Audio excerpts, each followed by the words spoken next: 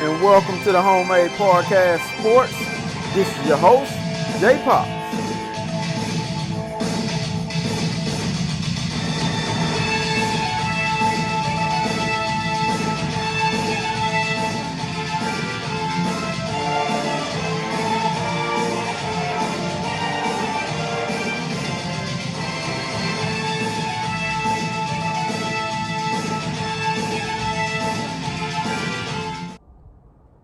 And welcome back to the Homemade Podcast of Sports with your host, Jay Pops.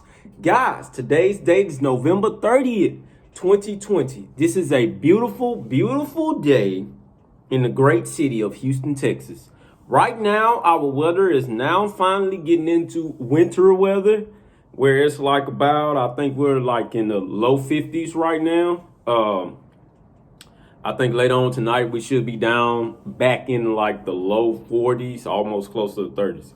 So as of right now, man, we're up in beautiful, beautiful winter weather in the in the state of Texas, of course. And man, we have a lot to get to.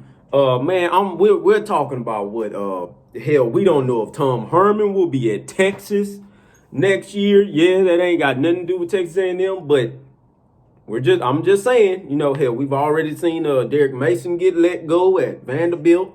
Hell, folks don't know if Jim Harbaugh is going to be at Michigan next year. Hell, we don't know if Ohio State is going to get into the college football playoffs. Hell, they may just fall out the rankings. It's a lot of guys mad at Texas A&M for being number 5, and the AP polls have come out, and Texas A&M is still at number 5. I told you guys, we're not moving from that spot until we say otherwise. Now, going into this next game, if we lose that game, hell yeah, we're going to move out the number 5 spot.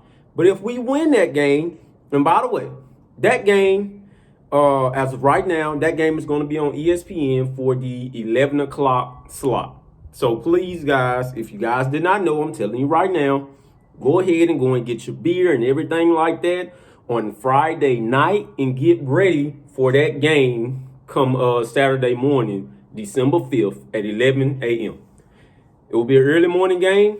Like I've told you guys last time, we owe Auburn an ass whooping. All right. If you guys can remember, 2 years ago, we were at Jordan-Hare.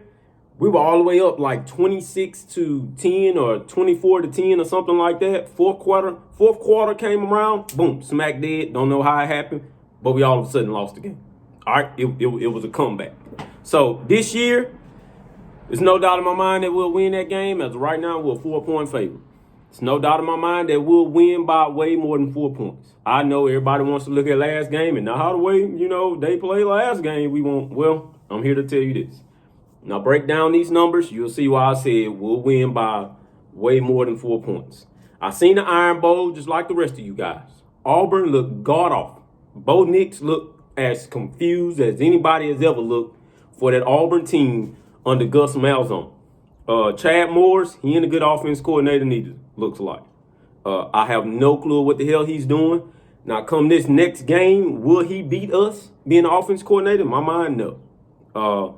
Come next game, hell, we may lead them at 3 to 10 points. All right.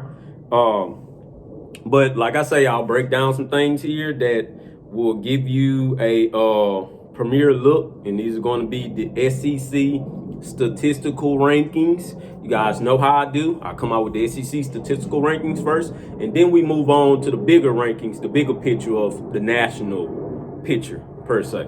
But anywho, let me go ahead and give you guys some news as well. No, I do not know what's going on with Damon Demas. Hopefully, he gets in there somewhere throughout this year. If it's next game, I can tell you right now, we will all give that man a standing ovation because, damn it, we've been waiting on him. All right. I do not know what's going on with him, but I do know that he did not suit up last game. Also, anywho, before I get off into that, we're going to get into some things here. Some breaking recruiting news.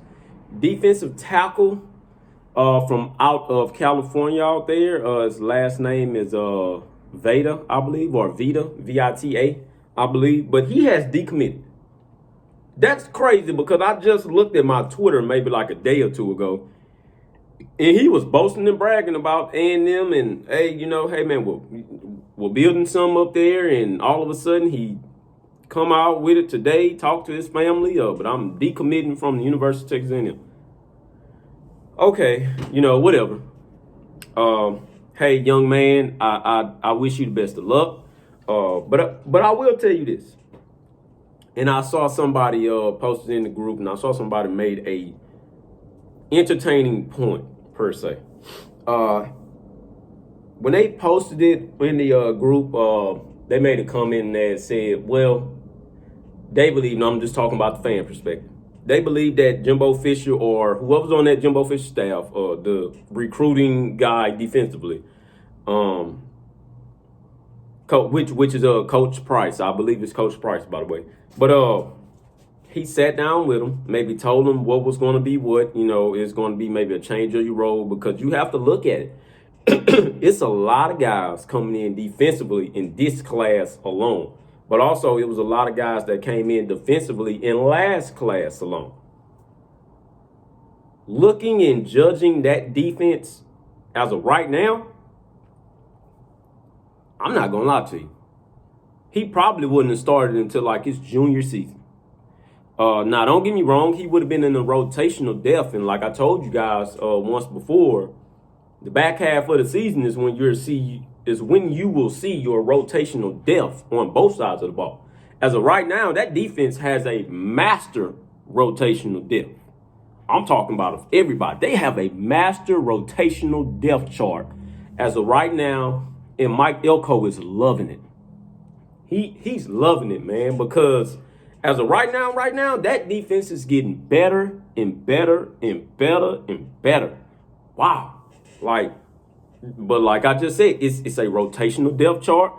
And as of right now, it looks like all of those guys on defense has now gotten that Mike Elko defensive playbook locked down. That is the God honest truth.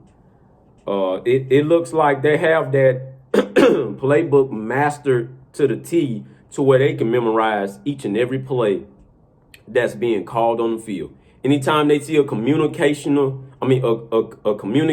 signal fly across the backfield, and Leon O'Neal is the team captain, people. And I believe so. I believe he's team captain, but he's the one that's giving out all the signals.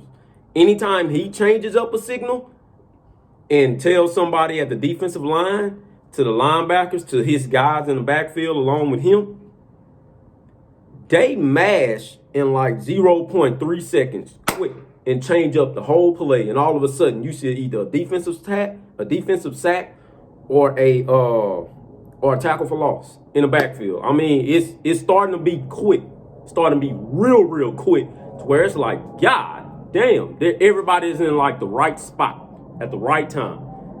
And if they don't get to the quarterback, it's either going to be a pass batted down, or like we've seen now, they're now starting to get turnovers. Going forward, this defense is going to be dangerous. It's a lot of people from all other SEC teams and all from out the conferences all along the National Football, the NCAA football national conferences all around. They're going to come to this podcast and laugh. Oh, man, y'all defense really ain't that good, man. Y'all ain't really played nobody. I can tell you right now, man, as we continue to go along throughout the season and progress, that defense will be either number 1 or number 5 when it's all said and done. And it's like I told you before, it's a lot of people that say, oh, man, defense doesn't matter anymore. Please. You can go and ask Nick Saban about his defense now, and this defense has by far came a long way and now starting to put themselves in the top 10. All right, so I'm just stating that fact and putting that out there. But anywho, let's go ahead and keep on going, and let's go ahead and talk about some things here. So before I get into this, once again, if you guys don't look at Late Kick Podcast with Josh Prate, I believe his name is Josh Prate or Josh Plate. I'm bad with names, bad announcing names too. But anywho, with Josh Plate, he comes on every night at about 7 o'clock or 7:15ish. He's on live at YouTube. If you guys haven't, please go and subscribe to that. That guy is phenomenal at what he does. He's a part of that 247 crew. He's a part of that 247 sports crew. And he does it really, really good with breaking down games, breaking down analysis and things of that nature. He's real humorous. And he knows what he's talking about, basically. But anywho, but he was saying last night, and this was like before he had got off the air. This is like the last topic. He said something really interesting, and this is what we've all been saying. He was saying that if Ohio State, he was like, man, I know, he put it out there. I know a lot of Ohio State fans are going to be mad at me for this. They're going to come over here and, they're going to bash me for this. But he was like, if Ohio State misses their next game or any other game going forward and cannot make those games up and can't get to the Big Ten title game, they cannot be upset about the committee not putting them in the playoffs because they just don't have enough games. They don't have enough games for them. He was like, yeah, Ohio State is good. Don't get me wrong. Not taking anything away from Ohio State. But he said that if you give me a 9-1, and this is if A&M, keeps on winning down the stretch in which we all believe they should, in which we all believe they will. If A&M goes 9-1, and of course, the thing about Florida, the thing about why they haven't jumped Florida over A&M is because the head-to-head matchup. But also, you guys have to realize that Florida has already locked up their spot in the East, in the SEC East. So those guys are already going to the SEC conference championship game. All right. So it doesn't matter if they're number 5 or 6, because at the end of the day, if they lose that game in the SEC title game, that number 5 spot wouldn't have never mattered because they would have had to move down anyways after their loss. So you guys have to understand that. This is the reason why I haven't seen a Florida fan necessarily upset. But this is why, because they've already locked up their spot in the other part of the division. So it's no point of putting them at number 5 when they've already locked up a spot. So now they just have to go and prove themselves. And if they beat Alabama, then that's when Alabama will fall to either number 4 or number 5, and Florida will jump them and maybe be number 2 or number 3. So you guys have to realize that. Now, Alabama ain't going anywhere, depending on how they lose. Now, if they lose in a blowout fashion, things of that nature, then Alabama may drop to like the number 5 spot or whatnot. But as of right now, it isn't any Florida fans mad about where they're ranked at, man, because they already have a shot at those guys. So you guys have to understand that. They've already locked up a spot in the SEC title game. That's that, But anywho, so he was saying that, man, if you give me a 9-1 A&M team and how the way they're playing, no, they may not win in convincing fashion in all games. That's fine. But if you gave him a 9-1 A&M team over maybe like a 4-0, 5-0 Ohio State team, then he's going to take A&M all day long. Why? Because they have the better resume. They have the better resume. Yeah, they lost to Alabama. They got blew out. But they have the better resume at the end of the day. So he was like, it's no Ohio State fan that could be mad at the committee for doing that, nor can be mad at Texas A&M for doing it. The folks who they should be mad at and should be arguing with is the Big Ten. They need to go and talk to the Big Ten and see, why was this strategized this way? Don't get me wrong. It's a COVID-19 year and those guys just want to play it safe. Understand that. There's nothing wrong with that, because these are still 18 to 22-year-old kids that you're putting out on the field. And I want to say, the quote unquote harm's way. But at the end of the day, if you're taking games away from these kids, you're not giving these kids the best opportunity to go and get what they really want, which is a national title or a spot in the New Year's Six bowl game per se. But if they go like undefeated, 4-0, 5-0, you can best believe they will be in the New Year's Six bowl game. They ain't no ifs, ands, or buts about it. No doubt about that. But if it's another game that's taken away from Ohio State and they can't get to the Big Ten title game, I will tell you this. You will see the same kids that opted back in for Ohio State opt right back out. There's no doubt about it in my mind. Those kids will opt right back out of there and say, well, man, I'm gone. Also, breaking news as well, opposed to opt out. LSU's wide receiver, Terrence Marshall, he's opted out. He's gone. At this point, man, can you blame him? Can you blame him?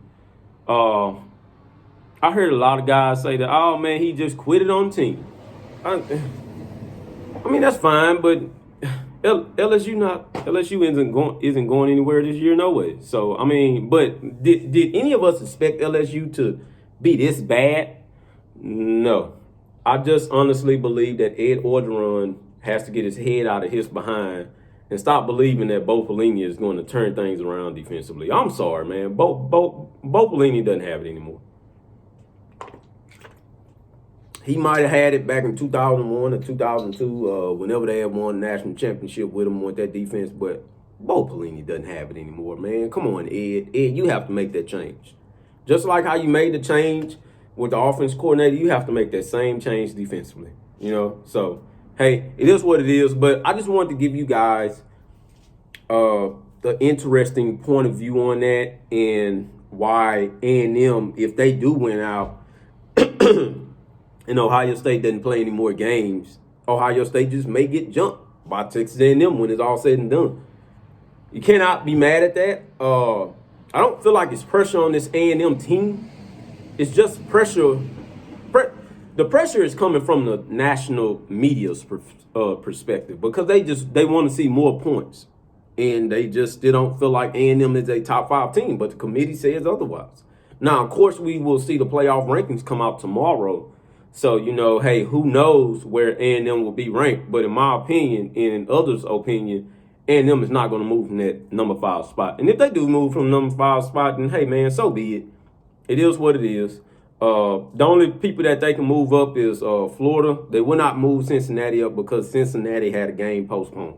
So you can't see everything from Cincinnati, and you didn't see anything last Saturday that just passed because their game was postponed. So that's another reason why you can't move A&M from that spot. I mean, like, who are you going to put there?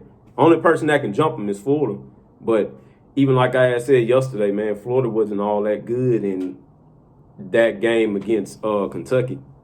So, I mean, but hey, it is what it is. But let's keep moving along. So, number 5, Texas A&M against Auburn, which will be unranked. They're unranked as of right now in the AP polls, of course. But they shouldn't be ranked going into next week neither. And when the playoff selection comes out tomorrow, they still shouldn't be ranked. So, I mean, but hey, man, let's go ahead and get on into it. We haven't won at Jordan Hare in about, 4 years now, I believe, going on 4 years. We have not won there at all. So, same thing we done at Mississippi State. Hey, we have to go and do the same thing at Auburn, man. We have not won there. I don't care what the score is as long as it's a win at the end of the day because we have to get that monkey off our back, just as like I was talking about. We got to get it off our back already. We have to. All right. So these are the SEC statistical rankings for offense and defense. All right. We're going to break down both teams here. A&M offense. All right. So total offense, A&M is number 5. These are SEC statistical rankings. These aren't the national statistical rankings. Just A&M. I mean, just the SEC. Total offense for A&M is number 5 with 418.4 yards a game. All right. Total yards defensively, Auburn is 9th with 407.5 yards a game. A&M should have a field day offensively against that Auburn defense. That Auburn defense is not the same as years past, all right? Points allowed, Auburn is fourth with 24.5, with 24.5 a game. That's how many points they've allowed a game, all right? So they're fourth in the SEC. Passing yards, A&M is 8, of course. That is no shocker to us. That is no shocker to anybody. With 233 yards a game. Passing yards allowed, Auburn is 7th with 245 yards a game. I can tell you this right now. If it is a clean, sunny day in Auburn, Alabama, with the sun out, everything like that, of course, it is going to be a little cold down there. I know this for sure. But Kellen Mond should not have the same game that he had last game. You can bet your ass that that young man, as well as Jimbo Fisher and all of those receivers, are all coming together and saying, hey, man, we cannot have that same game we had last game. Offensive line as well cannot have that same game we had last game. If it is a clean day, expect Kellen Mond to put up at least 2 touchdowns with about maybe 225 to maybe 250 passing yards. All right, that's in my opinion. It could be more, but that's in my opinion. Reason why I say is because that Auburn passing defense, it ain't good. It ain't good at all. We seen what Alabama can do, but we're not Alabama. We know that by now. But we can do a little bit of what they did. Rushing yards, A&M is second with 185.3 yards a game. It's the reason why I say we should maybe like 225 to 250 passing. About to break it down. Rushing yards allowed, Auburn is 10th with 162.4 yards a game. Devin Achane, Isaiah Spiller, both of those guys should have a field day. I expect Devin Achane to have about 50 to 60 rushing yards with about 1 touchdown. Isaiah Spiller alone, I expect that guy to have over about 120 rushing yards, 2 touchdowns. That's my opinion. That's what I'm saying. He should have about 2 touchdowns, 150 rushing yards. I believe so. That Auburn rush defense, which is their weakness, that offensive line should be able to knock everybody over to where Isaiah Spiller is seeing holes back to back. Also, Kellen Mond, zone reads, he should have about 40 yards on the ground, which those 40 yards will come into where he's picking up first downs on like 3rd and 3, 3rd and 4, things of that nature, and just a smart zone read. We want the first down play. That's where that's coming in at with me. Receiving, A&M is 8. Of course, that goes along with passing yards. They're 8 with only a combined total of 130 receptions from all wide receivers. All right, our wide receiver core has been the biggest weakness for this team so far this year, and we have not had a weakness at the wide receiver unit for some time now. I understand that Kellen Mond, he ain't no guy to throw for about 300 yards. So I'd say probably about 3 years, man. We haven't had just really no big-time wide receiver threats like that. But in this game alone, I expect Hezekiah Jones and Jalen Watermeyer both to have a big game. But I do expect to see redshirt sophomore wide receiver Jalen Preston, redshirt freshman wide receiver Keon Jackson. I expect to see him too. I think I've seen him come in there last game.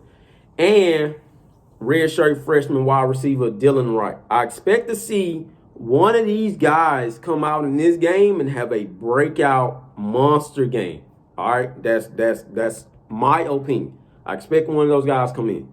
Wide receiver Damon Demas. I do not expect to see him in this game, but if we do see him, then that will be a good look. Like I say, he should get a standing ovation, but I don't expect to see him only because Jimbo Fisher hadn't put him out there yet. So I don't expect late throughout the season where he'll just kind of start putting him in there. But if he has to, in which we already believe he should have done, and which he has to do, he'll put him out there. But at the same time, Demons probably hasn't learned all of his route combinations as of yet. He's not injured. He's not entering the transfer portal. Not heard of that. That young man has been committed ever since he was a junior. Stay with his commitment.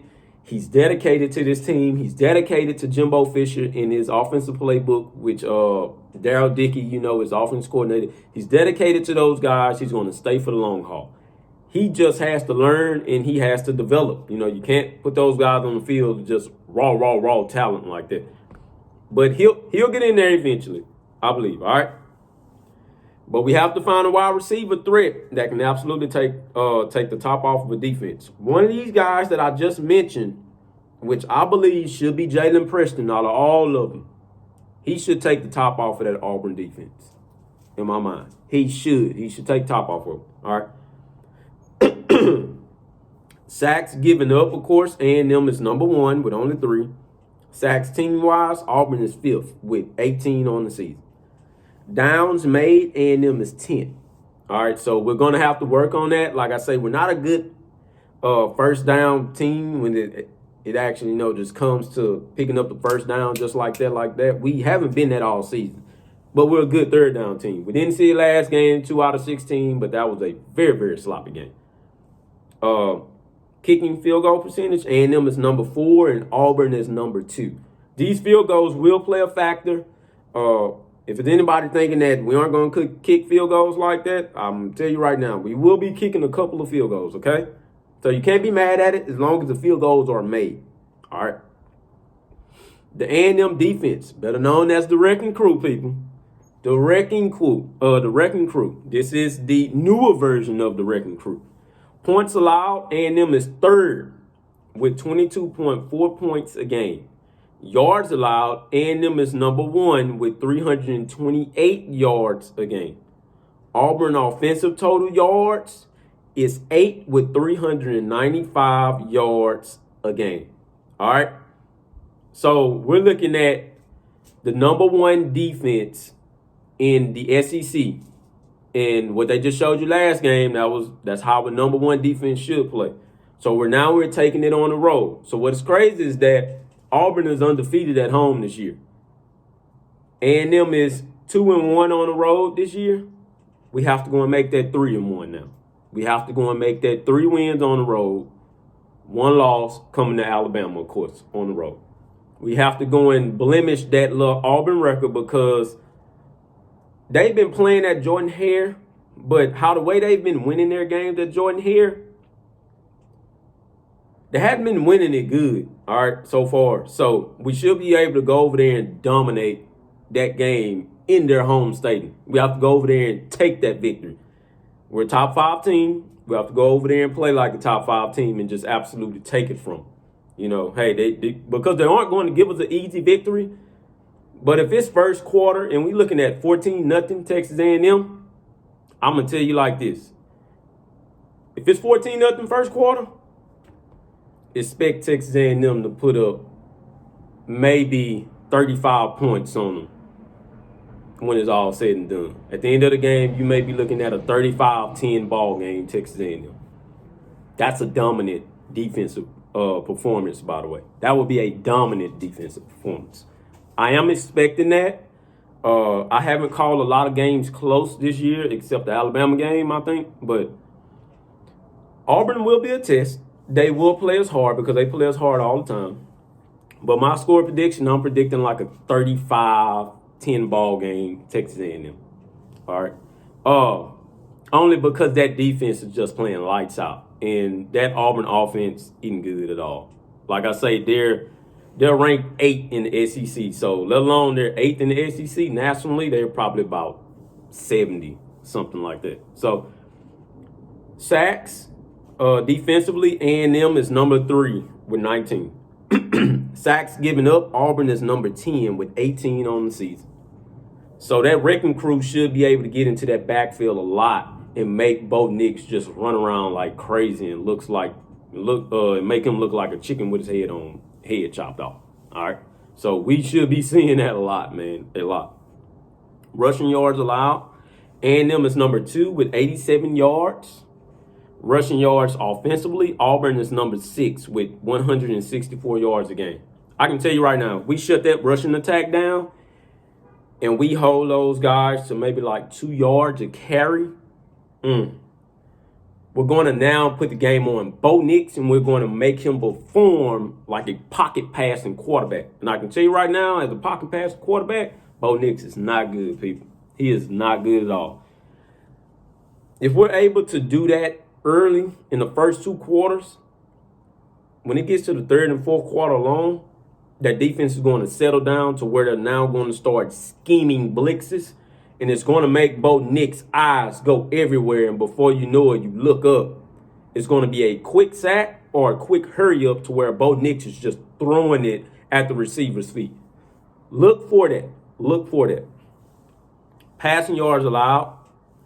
And them. And we have finally buckled down on defense, people. This is what we've been poor at for years. The passing yards allowed, that A&M defense is now number 4 in the SEC alone. They're number 4 with only 240.9 yards a game. We haven't heard that in forever. Auburn passing yards is number 9 with 231 yards a game. That is why I'm saying the score prediction like I'm saying. 35-10, shut down the run game, make Bo Nix throw it, make them look like the number 9 passing team in the SEC, and we should have a blowout game. Yes. We're 4-point favorite, but we should have like a blowout game. Receiving, Auburn is number 9, of course, with the passing yards, with the combined receptions, with a combined 160 receptions on the season. Downs made, Auburn is 5th.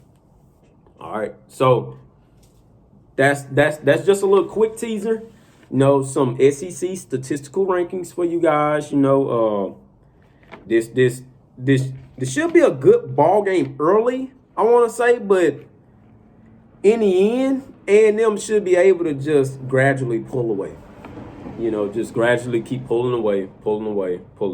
So I just wanted to break that down to you guys. Like I say, my score prediction, and I looked at that whole entire Iron Bowl. That score for this game should be like a 35-10 ball game, Texas A&M. I know we didn't play good last game. It's a lot of people going to shrug their shoulders at this score prediction. And, I don't know about that. But we played a good defensive ball game, and we still got 20 points on the board. Of course, that 20 came with the pick 6. But we were still able to go under 20 points. So you're looking at a clean game, no rain, no nothing like that. Guys are kind of like, you know, getting a rhythm, getting a stride back. That should be like a 35-10 ball game, man. I'm sorry. That should be a 35-10 with no hesitation at all. None. But we play at 11 o'clock. Jordan here.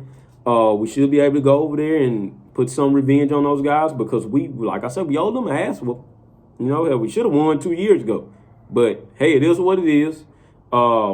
That's in the past, and now this is the future, all right? So, once again, it's the Homemade Podcast Sports. Guys, please, man, tell a friend to tell a friend. I mean, yeah, you know, tell a friend. Hit that subscribe button, okay? I thank you guys, and I love you guys. To my A&M Aggies out there, I love you guys, man. Continue to play like you're playing. You're the number 5 team. Do not let that target be on your back to where you're looking over your shoulder every 5 minutes. No, you have to get comfortable of where you're ranked at, okay? You guys are playing good football. Good football leads to good rankings, all right? So continue to play. Things of that nature. You guys be safe. Please wear your mask. I cannot say that enough. And let's get ready for this Saturday ball game at 11 o'clock. Please, guys, follow me on Facebook at #Homemade Podcast Sports and also at JPops. Follow me on Twitter at JPops05 and also follow me on Instagram at JPops2020. The show is being sponsored by Dopeness Styles and King's Beard Grooming Company. I love you guys once again. #GigaMags.